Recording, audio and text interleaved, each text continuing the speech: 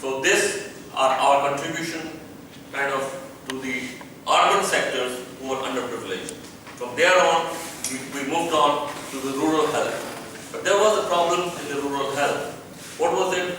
The report says that over 700 million people living in so many Indian villages, 66% do not have access to critical medicine. And 31% of this population travels more than 30 kilometers to seek health care, which is an enormous problem. Lack of basic investigations and tools to diagnose heart problems, lack of awareness of heart-friendly habits. Primary to secondary healthcare has very little focus on heart care. And unfortunately, 80% of populations who live in rural India are served by 20% of the medics with little or no infrastructure for basic health care, which should have been the reverse. So the possible solutions to the health care in rural India we felt was e-health, where we actually talk to the patients, do OPDs, outpatients, through the Skype. It has to be a spoken hub model, and we need to pool the governmental agencies, the non-governmental agencies, and international agencies to pool in the resources and to go hard on the awareness drive, making sure that they do not fall ill because of bad habits. So, my mentor, my friend, who shared his dreams of delivering health, quality, affordable health care for the Indians, and we joined hands in setting up this hospital in Calcutta 17 years back. And we share the same inspiratory figure of Saint Teresa, who says that not all of us can do great things, but we can do small things with great love. And this is actually the whole motivating idea, the spirit, the inspiration behind the way we work. So the journey begins with Moinapur Rural Healthcare Foundation. Moinapur is actually a village which is situated 137 kilometers from the state capital of Kolkata in the district of Bankura. And as per the census of 2011, these are the population there.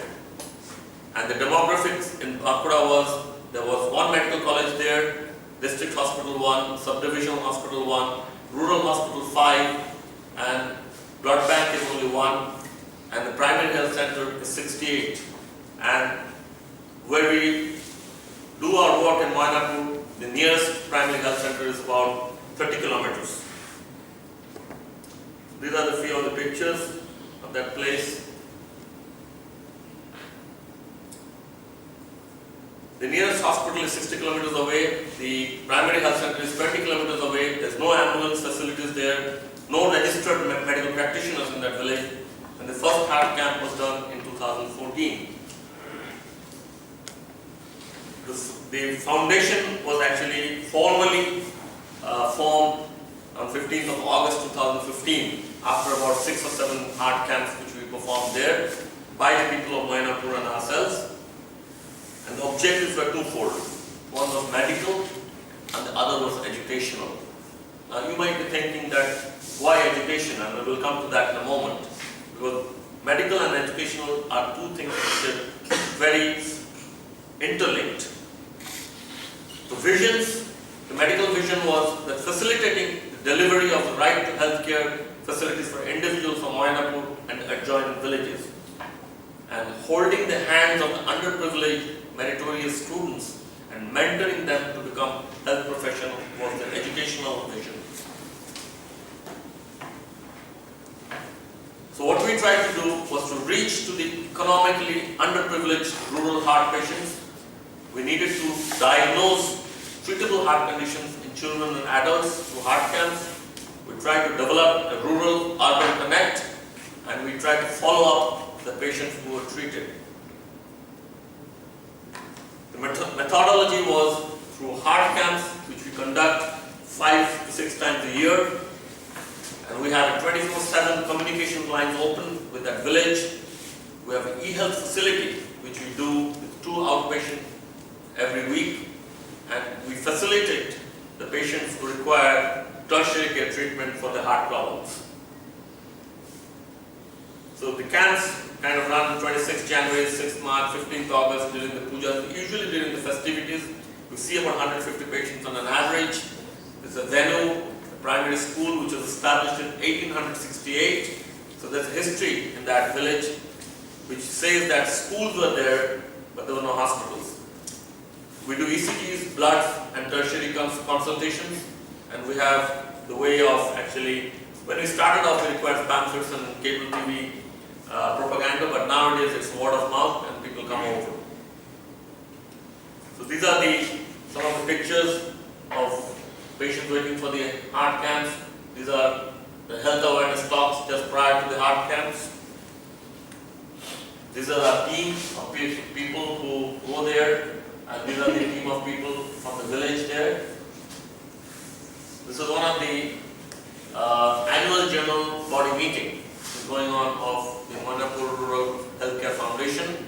So this is a typical village scenario where we actually conduct ourselves in every possible way. This is our team from our hospital which goes there, and some pictures of the camps. So the e-health in Mainapur is in collaboration with Narayana Health, which is our parent institution where I work, and we have coordinators at both ends.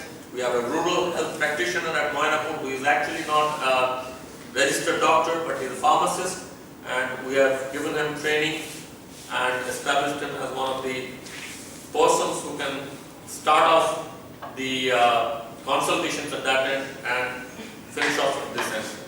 He screens the patients. We have a cable broadband connection, and we see about 100 patients per month. So this is the EOPD in progress. We are sitting on this end at our hospital, and this is the doctor or the rural health practitioner. This is the coordinator, these are the patients, and we are looking after these patients. So this was one of the revolutionary thing in Mainapur village, and the first is the ECG machine, which costs probably less than $600 US. So ECG machine should be available everywhere in the world. It's not a big deal at all, but the first ECG machine was given to them in 2015. So the chest pain triage at Mainapur today, a remote village in Bankura, who did not have a doctor, do not have a hospital. So if somebody has chest pain in that village, we do the rural heart health practitioner is informed. I have trained about 5 locals there, young guys, to perform the ECGs. So they know how to do the ECG. And once the ECG is done, it's transmitted via the WhatsApp to my phone.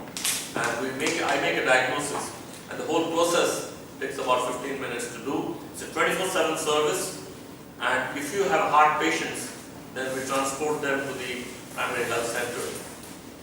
The time taken from the index event, which is the chest pain to diagnosis, nearly matches the triage time in Singapore. And that's an amazing thing. This was not by intent, but this is what we found out. This is not possible in the locality where I live in Calcutta. If somebody has chest pain and to make a diagnosis, it will take at least half an hour to 45 minutes. And if you share your experience, your own experience, you might think, how is it possible in your own location? If you have chest pain, you call 911. And it will all depend on where you live, in which country you live, the response time for the ambulance to arrive, to do a ECG, to transmit it to a doctor, and then come to a diagnosis. We're not talking about treatment, we're first talking about diagnosis first. So, what we have tried unintentionally, by just giving one ECG machine, using the WhatsApp, and having one tertiary specialist on this end to actually diagnose a problem, acute heart problem, which could be a killer, in 15 minutes time. So this is the modality how we have done it. To date, about 250 plus ECGs have been done in 18 months. 12 heart attacks have been transferred to primary health center and 2 have died on the way to the hospital. So what is the next step? Obviously the next step is pre-hospital thrombolysis. This is the clot buster medicine which is given in a heart attack situation. And if this can be delivered at the home, then those 2 people who died might not have. So what are the educational objectives? There are 387 medical colleges in the country, 181 in government, 206 in the private sectors. India produces about 30,000 doctors, 18,000 specialists, 54,000 nurses, 15,000 ancillary nurses, 36,000 pharmacists annually. And we are still short of 5 lakh doctors. And with more than 740,000 active doctors at the end of 2014, a claimed doctor-patient ratio, population ratio of 1:1674 is worse than Vietnam, Algeria, or even Pakistan. So where is the problem in the rural-urban gap? Where is the gap? The 26% doctors serve 72% of the rural population. The health manpower ratio of 8 per 10,000 is much lower than the recommended ratio of 25 per 10,000 population. And the doctor population ratio in rural area is about 3 per 10,000, whereas in urban it's about 13 per 10,000. The reality check in rural health services, urban health professionals' reluctance to go to the rural communities. Laws, penalties, bonds have not worked. Incentives were too little and it came too late for these urban doctors to go to the rural centers. What didn't work were compulsory rural postings, privatization of medical colleges, high cost of medical education, and defocusing on the rural health needs. This thing didn't work. But despite that, why some of the doctors in the rural centers chose to stay? One were the geographical affinities. This is a very important point which led us to believe what we are doing now. Personal values for service are things which are very personal, which we have no influence over. Familial values and religiosity is also something which we cannot change. Distaste for commercial enterprise is a rare commodity. And some people just simply got used to the place over time and stayed on. So these were actually a survey which was done in a state called Chhattisgarh, where they came up with these conclusions for why the rural doctors, some of them stayed in the rural areas and practiced. So the possible solution which I thought was that homegrown products will hopefully serve their own. If you come from the same village and you are a doctor or a health professional, there's a high chance that you might actually want to go back and serve the same place. Break the illusionary concept that studying medicine is the domain of the rich only. Catch them young and in their schools, because that is the time when they're impressionable minds, and you have to, if you can get them there and motivate them and make them understand what is required, there's a possibility that they might actually help the society. And medics and paramedics are equally important. It's not only the doctors, we are only a part of the system. It's actually the nurses, the technicians, and a whole lot of paramedics which Dr. Shetty mentioned, the skilled, the semi-skilled, and the unskilled people. They comprise the hospital healthcare industry. And you have to empower the rural health practitioners through government training schemes. The reality in India, and reality in a lot of developing countries are that it is impossible to get skilled manpower, skilled doctors, even globally, to go and serve the rural areas. So there are only two ways, I think. One is through the e-health, and the second is to have homegrown products actually looking after their own people. There's nothing else actually which comes to my mind. So the educational vision of Entrepreneurship was the hands of the underprivileged, meritorious students and mentoring them to become such professionals. So how do you do that? So the demographics, as I showed, literacy percent about 70.26%, high schools about 248, which means you had up to class 12 going into the graduation, and medical college just one. And the place where we are actually working, it's got 30 villages in that whole area. Primary schools are 20, which is up to class 6. Secondary schools, which is up to class 10, is 1. And higher secondary schools, which caters up to class 12, just before the graduation, is 3. So we have our own scholarship program in MRHF, which gives a one-time scholarship to the most meritorious student who have passed the class 10 exam in the whole 30 villages in that area. So that is given every year once. And this is a program which is called Uday Pathe. Uday is actually the sunrise, and Pathe actually means the way to sunrise. So this is a scholarship program where we have seen that outstanding doctors coming from the underprivileged backgrounds, which the previous presentation just mentioned.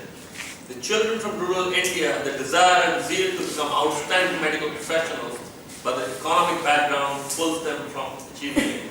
So we feel that these children, underprivileged children, have the fire in the belly to perform.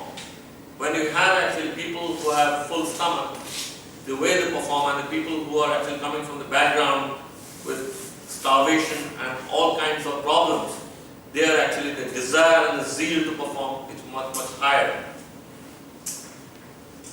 So this program is meant for students who have passed class 10 and with the high marks, 90% cutoff. And believe me, the students do not have any other means of actually studying except from borrowed books and no tuitions at all. They study on their own. These are the students who have ranked and cracked actually the medical exams, the medical entrance exams. And these are the children of daily wage workers, the auto rickshaw drivers, the vendors, and other people from economically underprivileged sections of the society. And I am one of the selection committee members in the Uday Pathe program, which is run by the Narayana Health. So this year, these are the students who received the scholarships, and these are the Devi Shetty, and these are the students. And these are the students who have actually graduated from the program and have become doctors.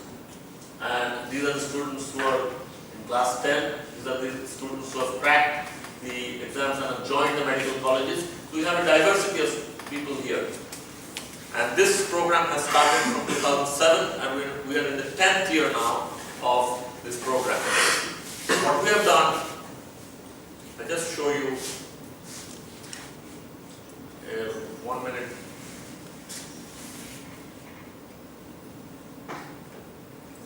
Magic in their fingers. I would like to take this opportunity to take all of you who have worked very, very hard for working on this project for last 10 years. And I believe that time has come for us to scale up Uday Pathe. Now we have extended to Karnataka. We have to expand. Our initial dream of having 2,000 children from Uday Pathe program to join the mainstream medical education should happen, God willing, in the near future. It will only happen with your blessings and support. Thank you very much. God bless and good luck. So this was last week when he came to give the scholarships to the children.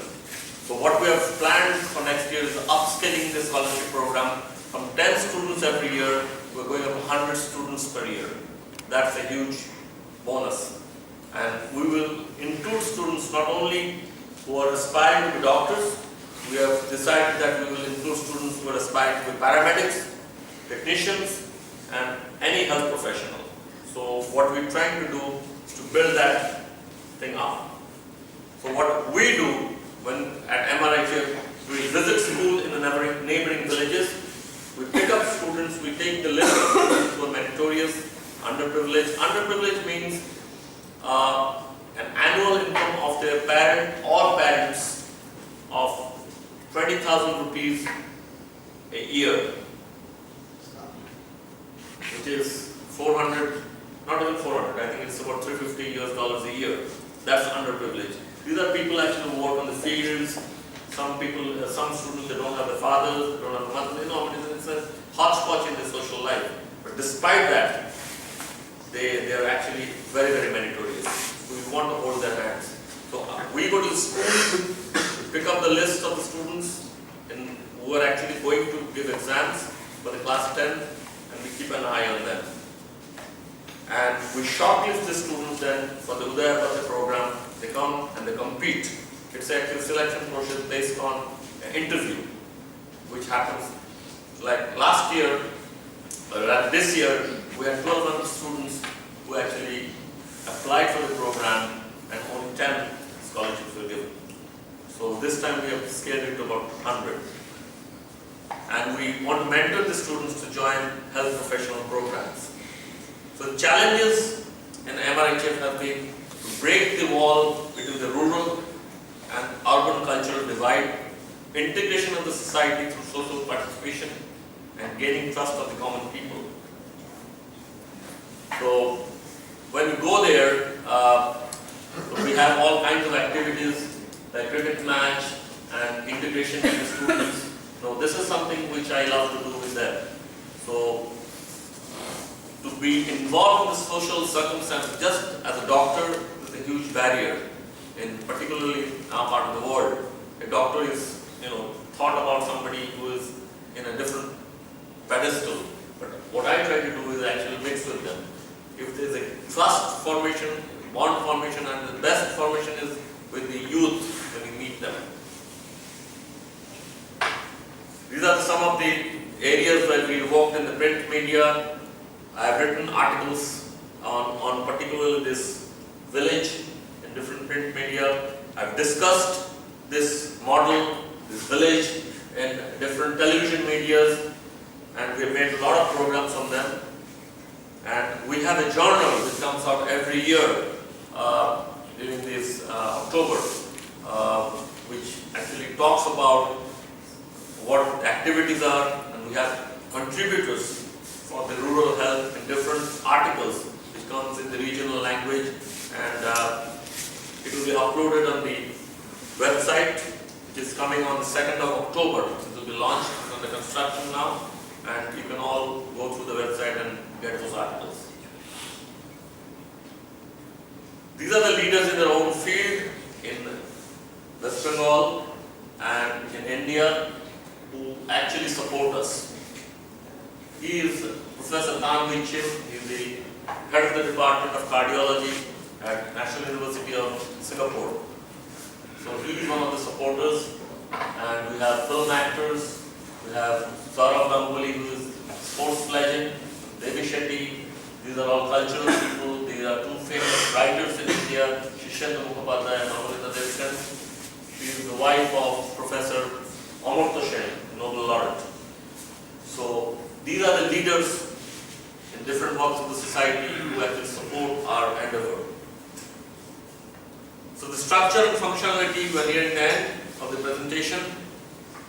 I am the chief patron, the board of trustees. We have executive body members, general body members, we have invited members and local volunteers. It's an autonomous, non-government, health-based activity and with scholarship programs, e-health and art camps. The model facilitates free heart camps and public awareness campaigns in association with Narayana Health. It facilitates free OPD consultations with tertiary care heart specialists, assists and mentor meritorious underprivileged students to become health professionals. Self-funded, we have got donations from individuals and from some multinational companies. Limitations is it's a facilitator body. It's not a hospital. It's not something which we do execute.